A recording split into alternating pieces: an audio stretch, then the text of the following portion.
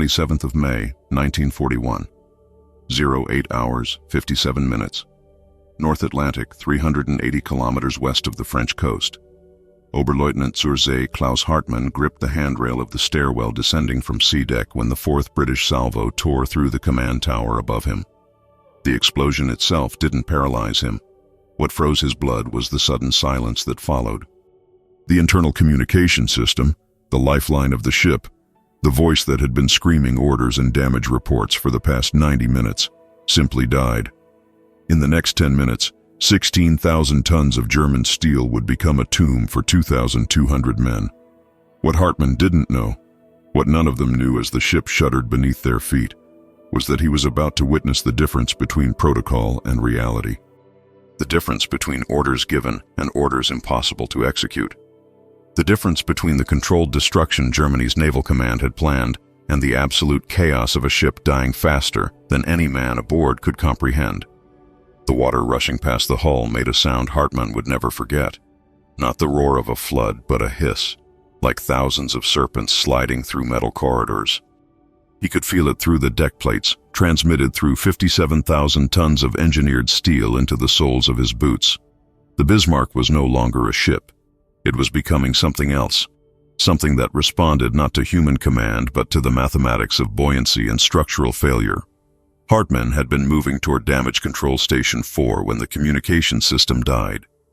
His orders were clear: assess flooding in the forward compartments, report status, coordinate pumping operations. Standard procedure, the kind of thing they'd drilled 1,000 times at the Naval Academy in Kiel. But those drills assumed communication. They assumed you could pick up a telephone and hear a voice on the other end. They assumed the ship was still a unified organism, not a collection of isolated compartments, each fighting its own private war against the sea. He descended 2 more levels, his breathing harsh in the confined space.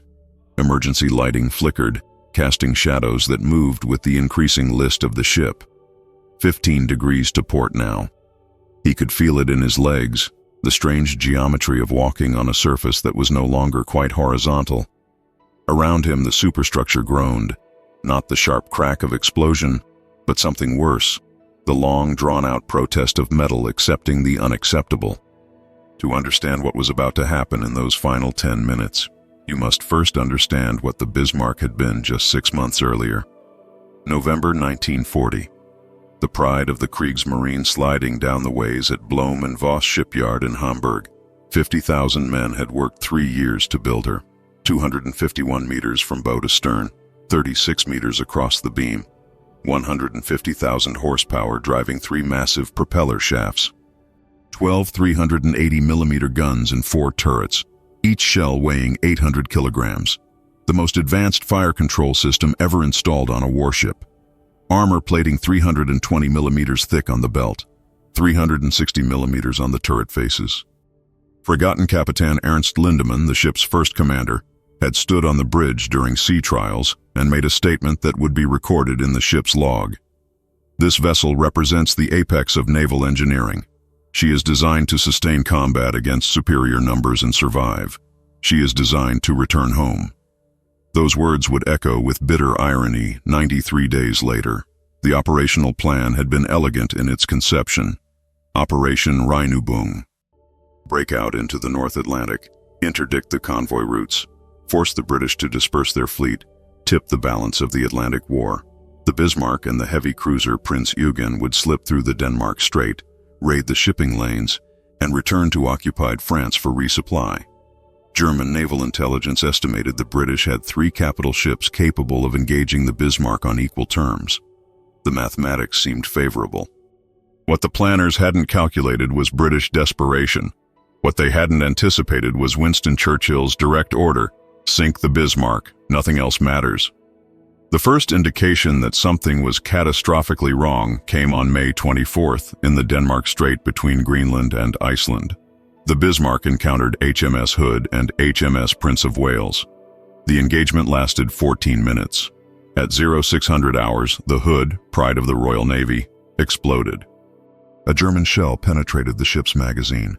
The Hood broke in half and sank in 3 minutes. Of 1,418 men, 3 survived. The Prince of Wales, badly damaged, withdrew.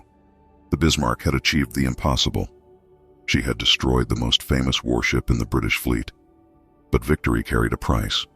2 British shells had struck the Bismarck. One had penetrated the forward hull, rupturing a fuel tank. The ship was now leaking oil, leaving a trail across the Atlantic. More critically, the damage compromised the forward compartments, forcing the bow down and reducing maximum speed from 30 knots to 28. Captain Lindemann faced a decision: continue the mission or return to France for repairs.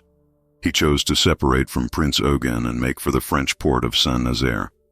It was the logical choice. It was the correct choice. It was the choice that would lead, 72 hours later, to those final 10 minutes. The Royal Navy mobilized everything. Force H from Gibraltar. The home fleet from Scapa Flow. 37 warships converging on a single target. The Bismarck evaded them for 24 hours, disappearing into the vastness of the Atlantic. Then, on the evening of May 26th, a Catalina flying boat spotted the oil slick. Fairey Swordfish torpedo bombers launched from HMS Ark Royal in deteriorating weather. Of the 15 torpedoes dropped, 14 missed or failed to detonate. The 15th struck the Bismarck's stern. What happened next would be analyzed in naval colleges for decades. The torpedo jammed the Bismarck's rudder at 12 degrees to port. 12 degrees. A number so small, an angle that would make all the difference. The ship could no longer steer. Engineers attempted for 6 hours to free the rudder, to rig emergency steering, to do anything that would give the ship directional control. They failed. The Bismarck could only sail in a wide, helpless circle, moving slowly back toward the British fleet it had been trying to escape. Dawn of May 27th brought the reckoning. At 0847 hours, HMS King George V and HMS Rodney opened fire at 23,000 meters. The Bismarck returned fire. For the first 20 minutes, the German gunnery was precise, terrifyingly accurate. Rodney was straddled twice, King George V once, but the British ships closed to 16,000 meters, then 12,000, then 8,000. They were no longer dueling. They were executing. By 0900 hours, the Bismarck's main armament was silent. All 4 turrets destroyed or jammed. The forward superstructure was a burning wreck. The command tower had been hit 16 times. Secondary batteries continued firing, more defiance than defense.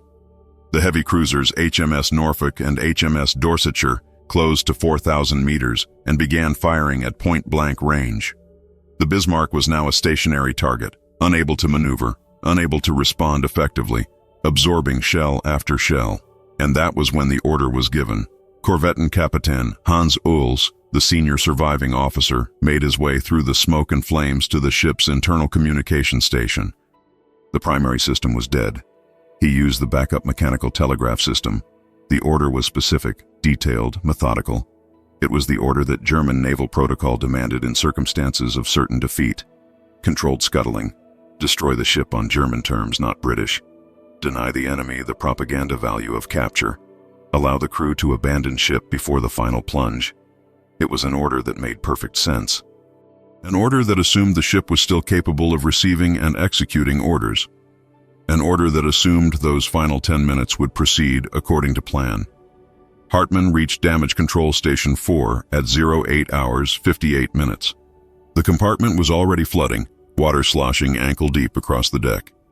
3 men were there: Obermachinist Wilhelm Brandt, an engineer who had served on U-boats before transferring to surface vessels; bootsman Otto Schneider, a veteran of the First War who had been torpedoed twice and survived both times; and Matrose Georg Fischer, 19 years old on his first combat deployment.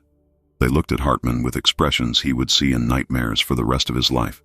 Not fear, not panic. Comprehension. The understanding that everything they had trained for, everything they believed about the ship's invincibility, was now irrelevant. The pumps? Hartmann asked, though he already knew the answer. Dead, Herr Oberleutnant, Brandt said.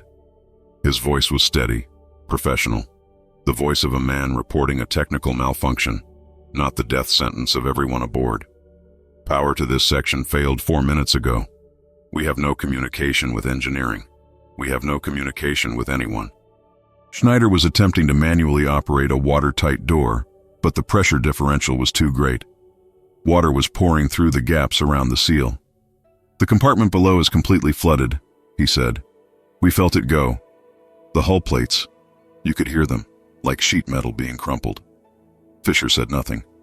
He was staring at the water rising around their feet, watching it climb with the inexorable patience of tide coming in. 1 centimeter, 2 centimeters, 3. Hartmann did the mathematics automatically.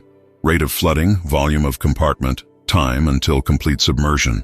14 minutes, give or take. "We abandon this position," Hartmann said. "Move to the upper decks. There's nothing more we can do here." They climbed. Hartmann, Brandt, Schneider, Fisher. Up through the ship's intestines, through corridors that grew brighter as they rose, emergency lighting giving way to gray morning illumination filtering through shattered portholes. The sounds changed too. Down below, the dominant sound had been water. Up here, it was fire. The roar of flames consuming the forward superstructure, the crack of ammunition cooking off in the heat, the screams of men trapped in burning compartments. At 09 hours exactly, they emerged onto the weather deck, port side, just aft of the second funnel. The scene Hartmann witnessed would be photographed by British reconnaissance aircraft 90 minutes later, but no photograph could capture the sensory assault of that moment. The smell of burning oil, burning paint, burning flesh. The heat radiating from the superstructure, so intense you couldn't approach within 10 meters. The sound of British shells continuing to impact, though now they were almost unnecessary. The Bismarck was dying from within. And everywhere, men. Hundreds of men streaming onto the deck, some orderly, some frantic, some carrying wounded comrades, some simply standing motionless, processing the impossibility of what was happening. The unsinkable ship was sinking. The invincible fortress was defeated. The pride of Germany was being battered into scrap metal by the very nation Germany was supposed to be strangling into submission. Hartmann saw Stabsarzt Heinrich Meyer, the ship's senior medical officer, emerging from a hatch forward. The doctor's uniform was no longer white but crimson, not his own blood but that of the dozens of men he had tried and failed to save in the aid station below. Meyer looked at Hartmann and shook his head slowly. Not a gesture of greeting, a gesture of finality. The aid station was gone. The wounded who couldn't walk were gone. There was nothing more medicine could do. "Have you received orders?" Hartmann shouted over the din. "No orders," Meyer shouted back. "No communication. The bridge is—" He gestured toward the forward superstructure, now completely engulfed in flames. Whatever was happening on the bridge, whatever decisions were being made by whoever was still alive up there, the information was no longer reaching the crew. This was 09 hours, 1 minute. 9 minutes until the end. But nobody knew that yet. They knew the ship was crippled, knew it was being destroyed, but the human mind resists accepting its own extinction. There was still a chance. The British might stop firing. The ship might stabilize. Help might arrive. These thoughts were illogical, contradicted by every sensory input, but they persisted because the alternative was unthinkable. At 09 hours, 2 minutes, Hartmann heard a sound that didn't fit. Not explosion, not fire, not water. A klaxon. The general abandoned ship alarm. 3 short blasts, repeated. Someone, somewhere, had managed to trigger the ship's general alarm system. The order to abandon ship was official. But who had given it? Where had it come from? Hartmann looked around and saw the same question in every face. They were receiving an order, but from whom? From where? The command structure had dissolved. The ship had become a collection of isolated groups, each making their own decisions, each operating on their own understanding of the situation. Men began moving toward the rail. Orderly at first, then with increasing urgency as the list of the ship increased. 20 degrees to port now. Walking was becoming difficult. Equipment, debris, bodies, all sliding toward the port rail. Life jackets were distributed, though there weren't enough. Men tied themselves to any floating debris they could find. Some simply jumped into the water without any flotation, choosing the immediate risk of drowning over the certain death of staying aboard. Hartmann moved forward, pushing against the flow of men heading aft. He had to know, had to see, had to understand what was happening at the command level. The ship was dying, but ships don't die randomly. Someone was making decisions. Someone was executing the protocol. He fought his way to the base of the bridge superstructure, through smoke so thick he had to navigate by feel, his hands on bulkheads radiating heat like oven walls. He found Korvettenkapitän Uhls on the starboard side weather deck, outside the secondary command station. The senior officer was standing at the rail, watching the British shells continue to impact, watching his ship disintegrate, and there was something in his posture that Hartmann recognized. Not defeat, not despair, frustration, the expression of a man who had made a decision, given an order, done everything correct, and watched it all become irrelevant. Herr Korvettenkapitän. Hartmann approached, saluted reflexively, though such formality was absurd under the circumstances. Uhls turned. His face was cut in 3 places, blood mixing with soot and sweat. Hartmann, damage control. What's the status of the lower compartments? Flooding uncontrollably, sir. We've lost at least 4 major compartments below sea deck. The water is rising at... I know, Uhls interrupted. I ordered scuttling operations 18 minutes ago. I sent word to engineering. Open the seacocks, detonate the charges, controlled flooding to ensure the ship sinks on our terms, gives the crew maximum time to abandon. Standard procedure. Did you receive the order? No, sir. No communication reached us. The internal system is dead. Something passed across Uhls' face then, not surprise. Confirmation. I sent 6 runners, he said quietly. 6 different routes through the ship. Redundancy. That's what we drilled. If one messenger doesn't make it, another will. 6 men. None have returned. I don't know if any reached their destinations. I don't know if engineering received the order. I don't know if the charges have been set. I don't know. He stopped, jaw clenched. I gave the order to abandon ship 4 minutes ago. Did that reach the crew? We heard the alarm, sir. But not my voice. Not the actual order. Just the alarm. Men are abandoning ship because a klaxon sounded, not because they understand the situation, not because they know we're scuttling deliberately. They think we're fleeing. They think we're defeated. They don't understand this is controlled. This is protocol. This is... He gestured at the chaos around them. This is supposed to be organized. 09 hours, 3 minutes. Hartmann made a decision. Sir, I'll go. I'll verify the order reached engineering. I can get to the main engine room through the aft route. It might still be... No, Uhls said flatly. Look at the list. Look at the smoke. You wouldn't make it halfway. And even if you did... He paused, weighing something. Even if you did, what does it matter now? Look at the ship, Oberleutnant. Really look at it. Hartmann looked. The forward third of the ship was consumed by fire.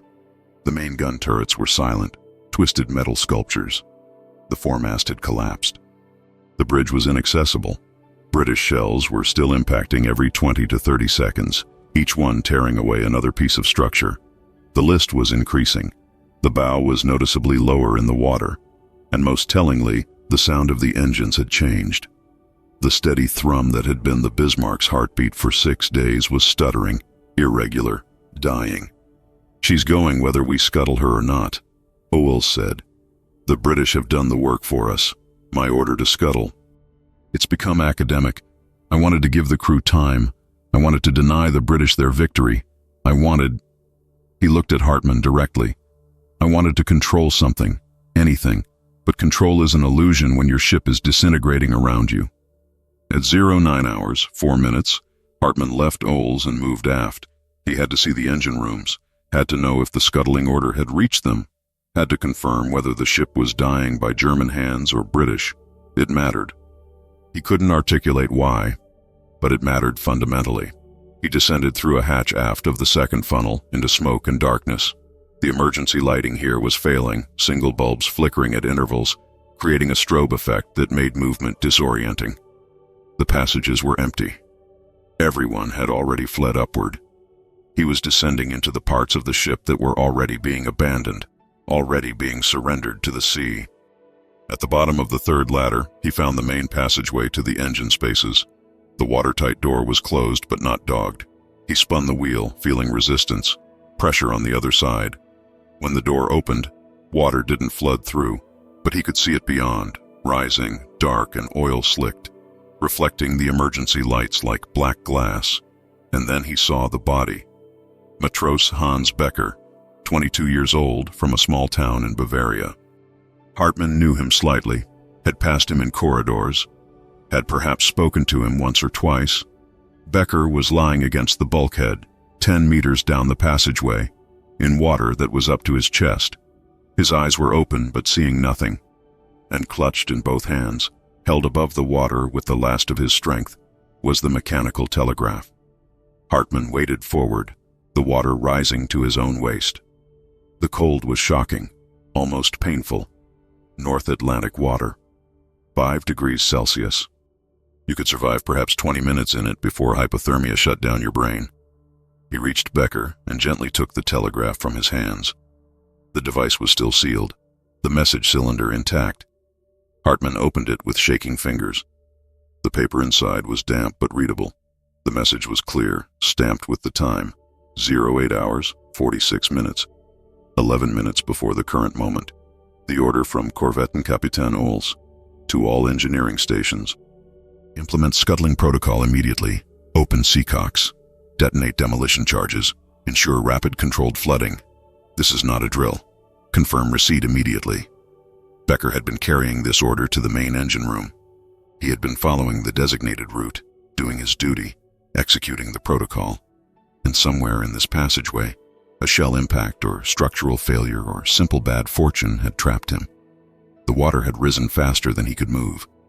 He had drowned here, holding the order above the water, perhaps hoping someone would find it, perhaps simply refusing to let it go even as his life ended. The order had never reached engineering, and if it hadn't reached here, it likely hadn't reached any of the engine spaces. The charges wouldn't have been set. The seacocks wouldn't have been opened. The controlled scuttling that Ols had ordered, that the protocol demanded, that German naval doctrine required, it had never happened. The Bismarck wasn't dying according to plan. It was dying in chaos, in fragments, with each section isolated and ignorant of what the others were doing. Hartmann looked down at Becker's body. The young man's face was peaceful. Whatever pain he'd experienced in those final moments had passed, leaving only stillness. Hartmann wanted to close the eyes, wanted to show that basic respect, but his hands were holding the telegraph, and somehow releasing it, dropping it into the water, seemed like a worse desecration than leaving the body untouched. 09 hours, 5 minutes. The ship lurched. Not the impact of a shell, but something deeper, more fundamental. A structural failure below, some critical bulkhead finally surrendering to the pressure. The water in the passageway surged, rising another 30 centimeters in seconds. Hartmann turned and waded back toward the door, the telegraph still in his hands. Behind him, Hans Becker disappeared beneath the surface, taking his post in death, guarding a passageway that no one else would ever traverse. Hartmann climbed, up through 3 decks, through smoke and heat, past abandoned stations and sealed compartments. The ship was listing 30 degrees now. Walking required hands on the bulkheads, feet splayed wide for balance. Everything loose was sliding, crashing, contributing to the symphony of destruction. He emerged onto the weather deck port side. The scene had changed dramatically in the 4 minutes he'd been below. The deck was now crowded with hundreds of men, all pressed toward the rail, all preparing to jump. The water was right there, less than 5 meters below, rising to meet them.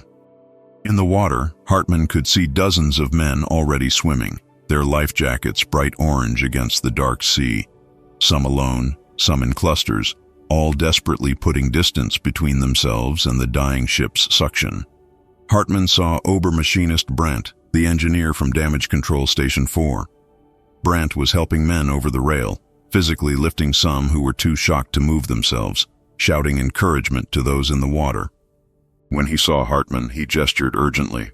"Whatever you're holding, leave it," Brandt shouted. "We have to go. Now, the ship's going to roll." But Hartmann couldn't leave it. The telegraph represented something essential. Proof, evidence, testimony to what had happened, what had been ordered, what had failed. He tucked it inside his uniform jacket and moved toward Brandt. "Did the scuttling charges detonate?" Hartmann asked, already knowing the answer but needing to hear it confirmed. "I don't know," Brandt replied. "No one knows. We heard explosions, but everything's exploding. The British are still firing. Ammunition is cooking off. Boilers are rupturing. How can you tell what's deliberate and what's destruction?" It was the perfect articulation of the chaos. In war, in death, in the final dissolution of order, how do you distinguish between intention and accident, between protocol executed and protocol irrelevant? At 09 hours, 6 minutes, Hartmann felt the ship shudder in a way that was different from all the previous impacts. This wasn't external. This was internal, deep, the sound of the spine breaking. The main keel was failing. The Bismarck was no longer a ship. It was becoming two ships, bow and stern beginning their separate journeys to the bottom. "Go!" Brandt screamed and pushed Hartmann toward the rail. Hartmann jumped.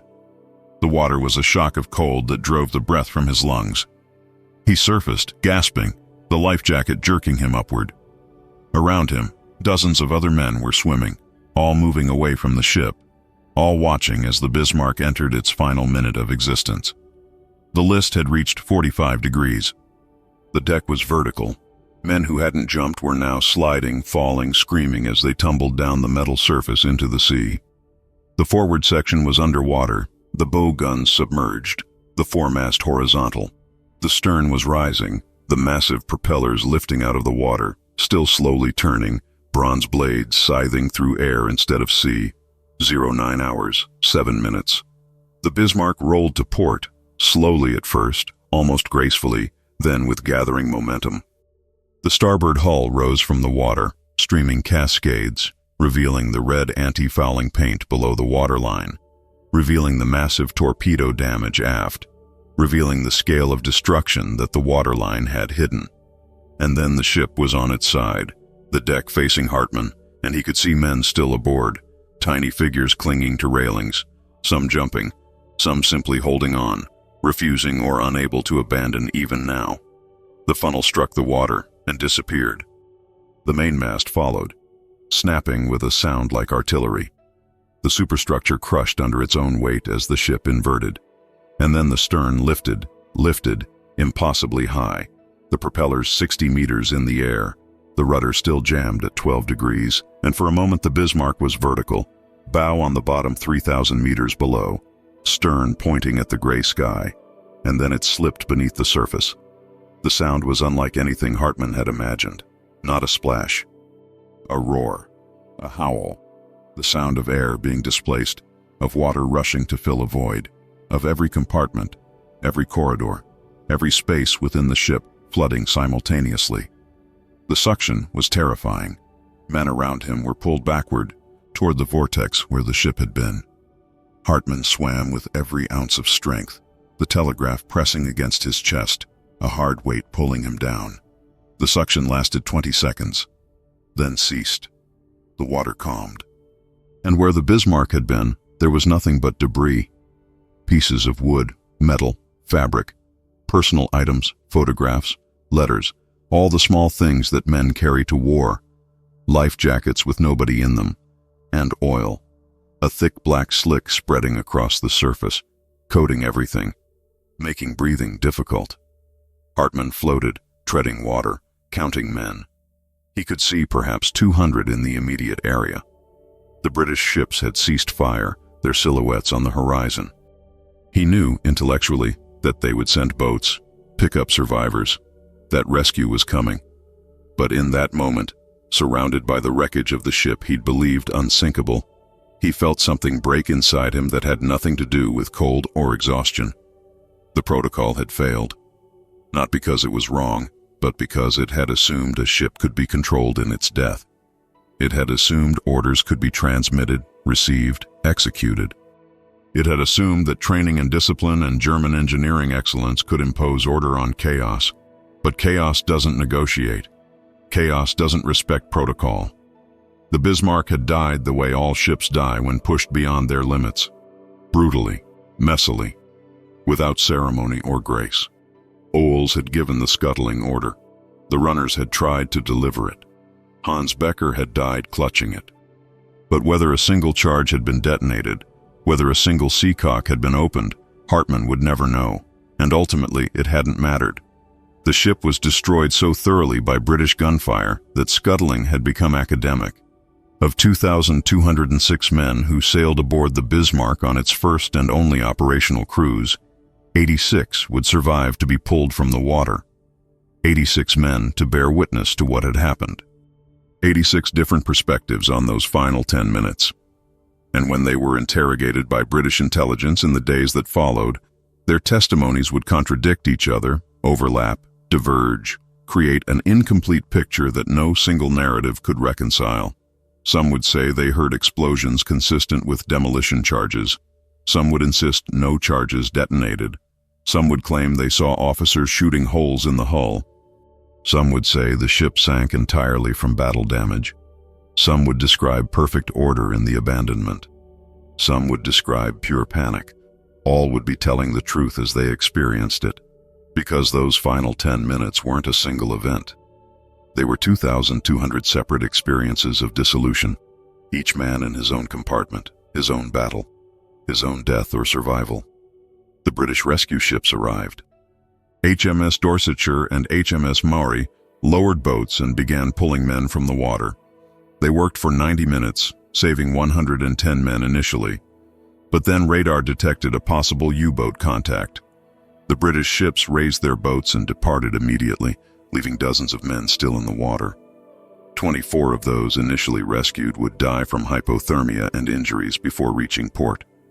The final count, 86 survivors, 2,120 dead. Hartmann was pulled aboard Dorsetshire at 09 hours, 47 minutes, 40 minutes after the ship sank. His core body temperature was 28 degrees Celsius. Another 10 minutes in the water would have killed him. As British sailors wrapped him in blankets and forced hot tea down his throat, he pulled the telegraph from his jacket. The paper inside was ruined, dissolved by seawater. The message was illegible. The last physical evidence of Korvettenkapitän Ols's order was gone. But Hartmann remembered the words. He would recite them in interrogation. He would repeat them in the decades that followed. Implement scuttling protocol immediately. An order given. An order that never arrived. An order that became irrelevant because the ship was dying faster than any protocol could control. 60 years later, in the summer of 2001, a British Museum of Naval History opened an exhibition on the Bismarck.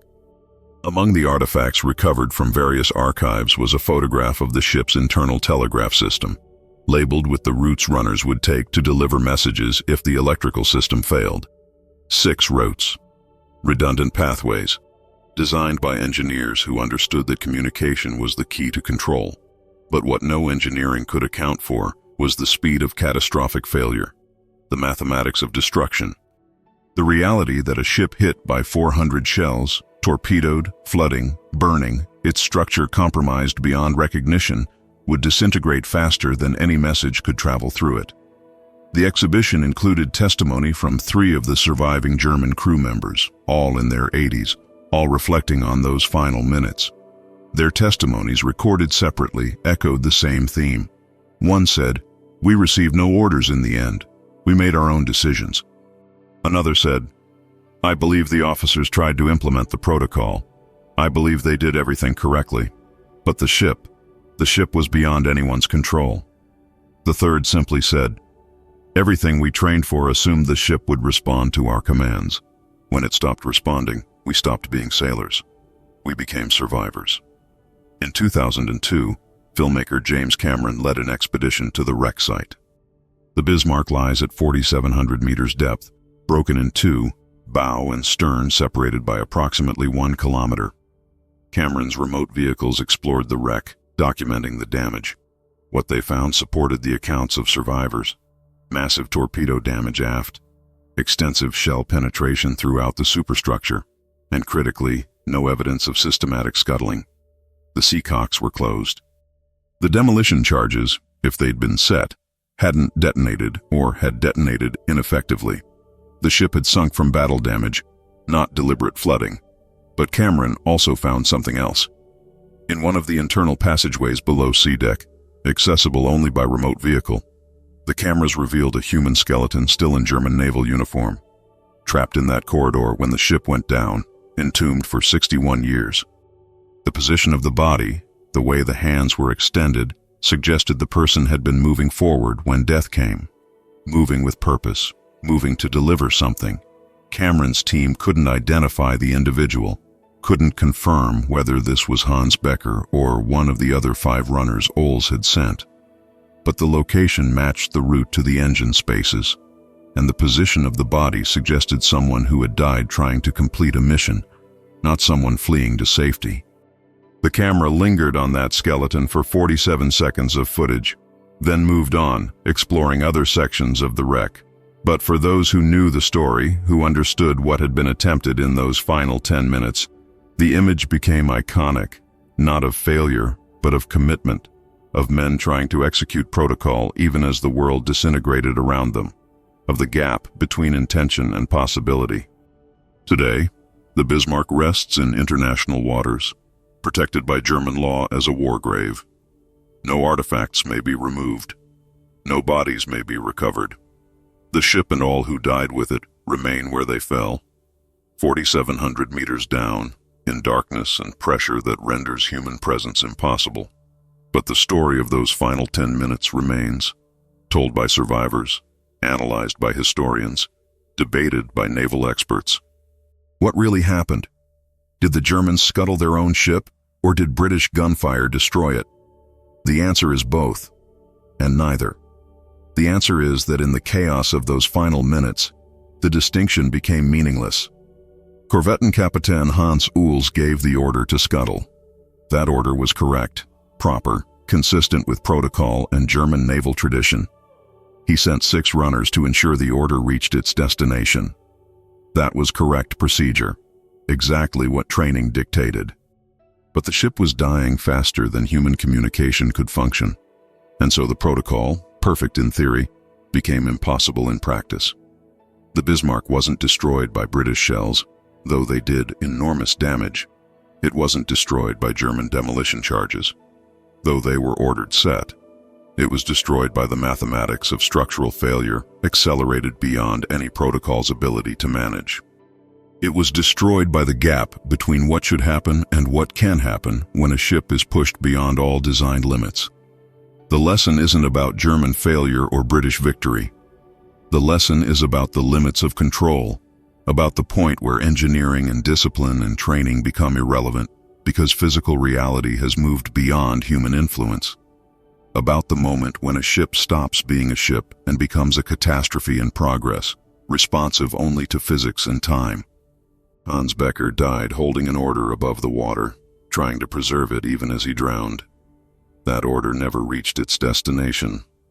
But Becker's commitment to trying, to maintaining protocol even in impossible circumstances, to believing that discipline matters even when everything suggests it doesn't, that commitment defines those final 10 minutes more than any question of charges detonated or seacocks opened. The Bismarck's final 10 minutes weren't about what happened. They were about what couldn't happen, what men tried to do and found impossible, what orders were given but never executed, what protocol demanded but chaos denied. And in that gap between intention and reality, 2,120 men died, not because they failed, but because the task they were given, controlling the death of their ship, was beyond anyone's capability to complete.